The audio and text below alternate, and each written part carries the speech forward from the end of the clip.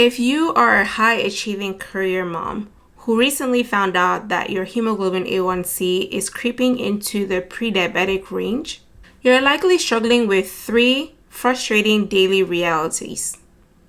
Number 1, you deal with intense food cravings. Number 2, you're dealing with stubborn waistline weight. And number 3, you're dealing with consistent brain fog from the minute that you wake up in the morning to 3 p.m. when your energy crashes. In this video, I'm going to walk you through a step-by-step framework that I use as a physician to help busy working moms normalize their blood glucose, lose stubborn belly fat, and double their daily energy without cooking separate family meals or spending hours in the gym. In order to understand why you are struggling, we need to look past standard medical labs and look at the core problems that prediabetes is going to cause, okay? So there are 3 main problems with prediabetes. Number 1 is that you have high glucose in the blood. Number 2 is that you have high insulin in the blood. And number 3 is that your energy production is low. So as a result, you have low energy. So when we talk about high glucose, it's important to understand that the problem in this category is that a lot of times you're dealing with constant highs and lows of your glucose. And when your glucose levels go up and then they suddenly crash, that is going to create an intense hunger, which then leads to constant food cravings. And that is one of the biggest problems that a lot of career women deal with. If we look at the insulin category of where we have high insulin, well, we understand that insulin is a master hormone and it tells our body to store glucose in fat cells. And so if your insulin levels are high, there is no way for your body to lose weight because the body is instead telling the fat cells to take glucose away from your bloodstream into your fat cells. So high insulin automatically blocks weight loss or fat loss. And lastly, because your insulin is high and your glucose is high, it's going to cause problems for energy production in the body. Specifically, at the cellular level, it's going to cause a decrease in the production of energy by the mitochondria. And as a result, it's going to leave your body running on empty. Now, there is a critical piece that medicine is going to be missing when we're talking about prediabetes. And it's the fact that when you have prediabetes and you have high insulin, high glucose, and low energy, that is going to affect a very critical organ in the body, and that is going to be your brain. Your brain consumes 20% of your total daily energy. And when the body is healthy, the mitochondria in your brain are going to produce energy. Your brain is going to use that energy efficiently since it's the command center of the body, and it's going to tell the body to reserve energy in places like your muscle and maybe your liver, and it's also going to tell your body to eliminate energy, which is waste energy. So I want you to think about it this way. In order to have a healthy body, you need to have a pure energy system. This is something that I coined. Pure, or P stands for production, U stands for utilization, R stands for reserves, and E stands for elimination. Okay, so a healthy body is able to produce energy, is able to use energy, is able to have energy reserves, and is able to eliminate energy. And so if you have prediabetes and you have high insulin and you have high glucose, one of the things that's going to happen is that the mitochondria is going to produce less energy, okay? And if the mitochondria produces less energy and the part of the body that uses the most energy is the brain, then the brain is going to have a panic, okay? It's going to freak out and it's going to say, there's not enough energy for me to function. And so the brain is going to think that your body is in a state of famine, okay? There's famine around, there's not enough energy. I need to do something about the other parts of how the body manages energy. So it's going to tell your body to reserve energy in a certain way, which is not favorable for your body. And it's going to stop the elimination of energy or waste products, okay?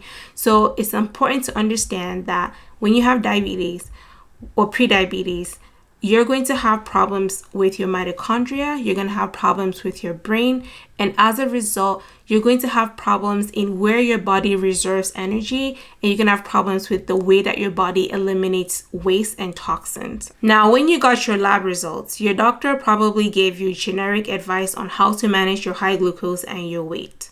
Eat less, cut carbs, and exercise more. Now, that might be standard advice that the doctor gives everybody. But if you have a pre-diabetic, energy-starved brain that is in panic mode, this advice is not actually going to work for you. Let's look at the 3 things that you're asked to do and look at it from the frame of mind of a brain that is already freaking out or is in a panic mode. So first, the doctor says you need to eat less. Well, your brain is already panicking, right? It already knows that there's not enough energy coming from the mitochondria. And so it's already in a panic mode. Then you listen to your doctor and you eat less food, which means you eat the less amount of calories that your body needs for the day. Now, your body is not getting enough food into the system, and that's going to alert your brain, and your brain is going to be even more panicked because now it actually believes that there's a famine, right? And so what is it going to do? It's going to increase your cravings. So a lot of times people try this method by cutting their calories by 500 calories or whatever they do. And then they find themselves having worse cravings. And a lot of times the result is going to be they start to binge eat or they eat at night. And that perpetuates the cycle because when you binge eat and you eat at night, it's going to end up causing you to take in more calories. And as a result, you're going to have high glucose, you're going to have high insulin, and the extra calories is going to go into your fat cells and you're going to gain weight. So it's a vicious cycle that is not good advice for people who have prediabetes. The second advice that doctors give is that you should cut carbohydrates. Well, this is going to make things even worse, okay? The reason why carbohydrates are important, especially healthy carbohydrates, is because carbohydrates are going to feed your gut microbiome, okay? And it's going to feed it with fiber, for example. And so if your doctor tells you to cut carbs, and let's say, for example, you think, oh, I need to cut out fruit, which is the thing that I see a lot of people doing, then you're not giving your gut microbiome the nutrients it needs to produce certain metabolites or chemicals. And a lot of times the chemicals that are produced in your gut microbiome, they go directly to your brain and help your brain calm down. So if your gut is not producing these chemicals, then your brain is not able to calm down and it's going to create more panic in the brain. The last advice that people normally give or doctors normally give is that you need to exercise more. Again, in a person who is pre-diabetic, who has high glucose, high insulin, and low energy production by the mitochondria, telling them to exercise more does not make sense because they don't have enough energy in their body to exercise, okay? And they cannot do intense exercises. So when they force themselves to do these intense exercises, they're going to create a lot of stress in the body, and stress produces cortisol. Cortisol is going to tell the liver to produce glucose, and the glucose that's produced by the liver is going to get stored as belly fat. On top of that, cortisol also stops the body from using fat as fuel. So now exercise is working against us.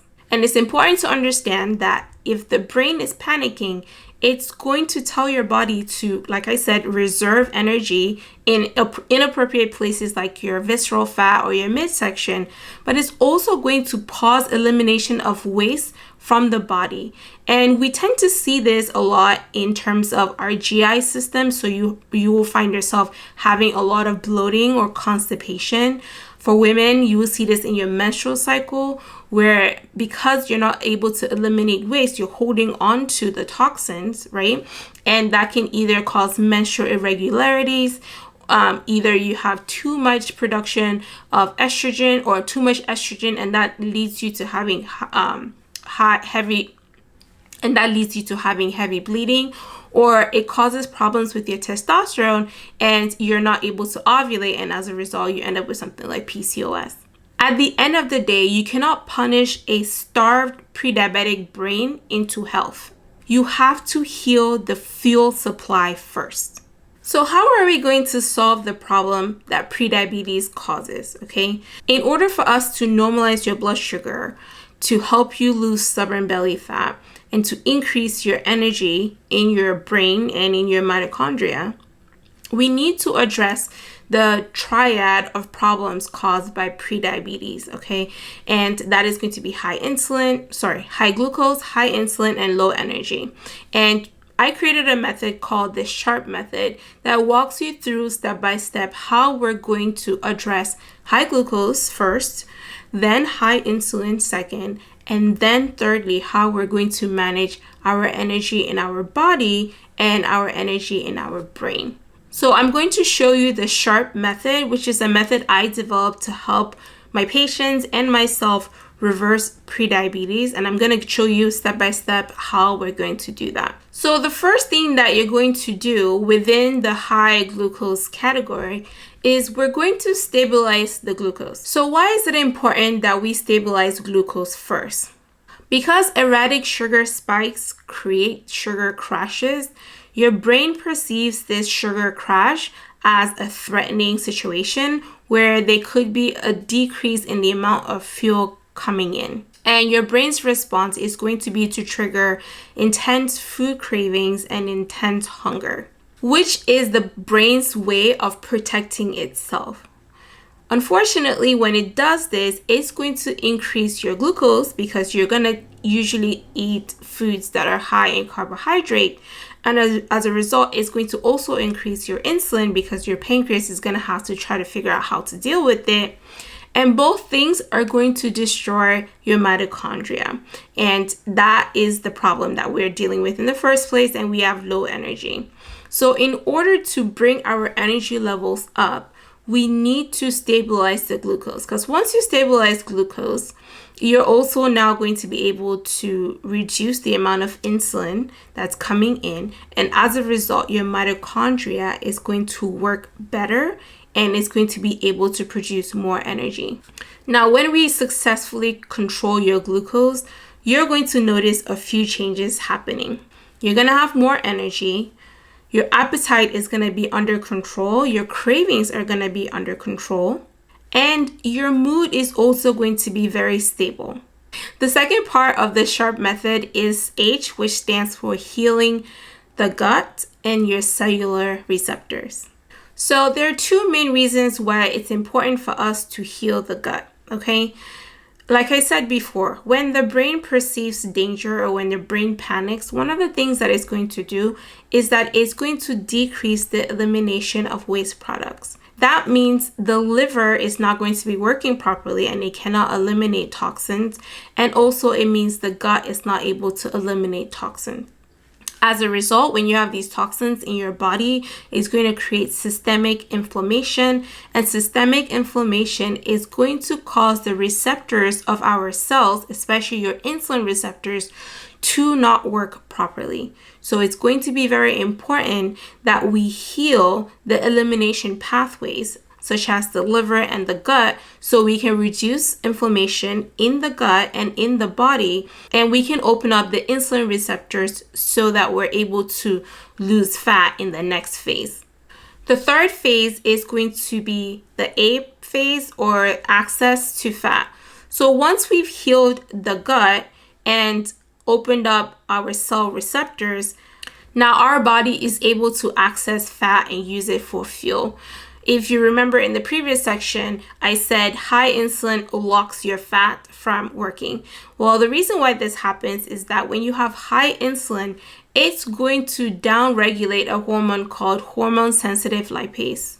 And this is the hormone that's important for lipolysis, or the breakdown of fat for energy. So once we're able to bring our glucose down, that in turn is going to bring our insulin levels down. And now we have the ability to reach the fat stores that we have in our body and in our midsection, and our body can use it for fuel, in addition to glucose as well.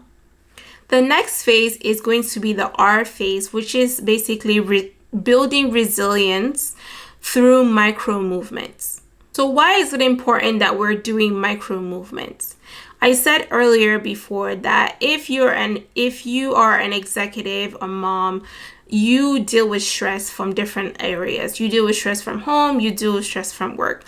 And so it is not possible for a brain that is going through so much stress and that doesn't have enough energy to then be expected to do high intensity energy for long periods of time. So we need to put in strategic forms of movement that are still going to help build resilience in the body. Another reason why we want to build resilience through micro movements, we want to find a way for our body to use the glucose in our bloodstream without insulin being involved. So when you move your muscle, you are going to activate something called your GLUT4 transporters. And what this does is that it's going to take glucose directly from your bloodstream without having insulin involved. And this is good because once you're able to bring your glucose down, then insulin or your pancreas doesn't have to do as much work as it was doing before. And as a result, it can naturally come down. And as it does, we're going to have more mitochondria in our brain or in other parts of our body that are going to work properly and produce more energy for our body. The last part of the SHARP method is P, which basically stands for protecting the brain and protecting the plan. So, like I said before from the beginning, I hope that you have realized that the most important organ that we need to take care of in this whole game of energy and metabolism and prediabetes is the brain, okay? And so we need to have a plan in place that helps us protect our brain, not just from what happens within our body, but from the assaults that can come from outside. As a busy working mom, everybody wants access to your brain. At home, your kids want access to your brain or your spouse. You're at work, your career wants access to your brain. The environment wants access to your brain. When you watch TV, they want access to your brain so you can spend money. So you need to we're going to come up with a plan for you that you can follow to protect your brain as an individual, but you can also protect your brain from the outside influences that can cause your brain to feel panic and make things worse and make you revert back towards having prediabetes. So now I've given you a step-by-step blueprint that you can follow to reverse prediabetes. But having this blueprint is not going to be enough to help you take action. And that is why I created the Metabolic Architect program. This is a 6-month program that walks you step by step through the SHARP method. And you get a guide, which is me, not just a guide, but you also get a community of like-minded women who are going through the same thing and can hold you and keep you accountable throughout this process. So if you're serious about reversing prediabetes, losing stubborn belly fat, and increasing your daily energy without taking medication, and you're looking for a physician who can guide you through the process and a community of like-minded women who are going through the same process as you are, then I will leave an application below. It's a simple application that goes over the details of the Metabolic Architect program and asks a few questions to see if you're a good fit to join the program. And when you fill out the application, my team and I will reach out to you with next steps. I want to end by saying that prediabetes is reversible and you don't necessarily have to take medication in order to be successful. I've done it, my patients have done it, and my clients have done it, and you can do it too. So if you want me to guide you through the process of reversing prediabetes while being in the company of other like-minded women who are going through the same journey, make sure you apply below, and I'll see you inside.